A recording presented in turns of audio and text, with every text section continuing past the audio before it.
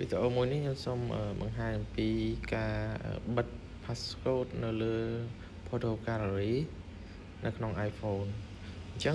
ដំបូងឡើយយើងចុចលើ Photo Gallery នឹងឲ្យជាប់ហើយតមកឃើញ Require Passcode យើងវាយ Passcode Login ទៅបន្ទាប់មក Done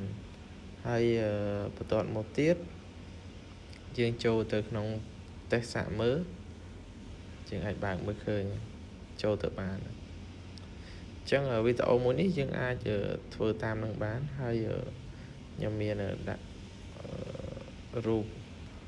មួយ step មួយនៅខាងក្រោយវីដេអូនឹងបន្តទៀតដើម្បីឲ្យយើងកាន់តែច្បាស់ក្នុងការធ្វើដាក់ passcode នៅលើ Photo Gallery ដើម្បីការពារកុំឲ្យនរណាម្នាក់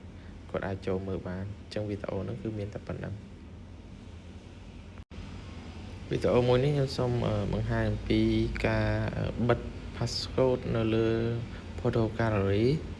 នៅក្នុង iPhone អញ្ចឹងដំបូងឡើយយើងចុចលើ Photo Gallery នឹងឲ្យជាប់ហើយតមកឃើញ Require Passcode យើងវាយ Passcode Login ទៅបន្ទាប់មក Done ហើយបន្ទាប់មកទៀតយើងចូលទៅក្នុងតេស្តសាកមើលយើងអាចបើកមើលឃើញ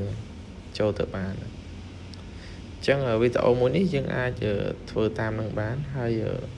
ខ្ញុំមានដាក់រូបមួយ step មួយនៅខាងក្រោយវីដេអូនឹងបន្តទៀតដើម្បីឲ្យយើងកាន់តែច្បាស់ក្នុងការធ្វើដាក់ passcode នៅលើ Photo Gallery ដើម្បីការពារកុំឲ្យនរណាម្នាក់គាត់អាចចូលមើលបានអញ្ចឹងវីដេអូហ្នឹងគឺមានតែប៉ុណ្្នឹង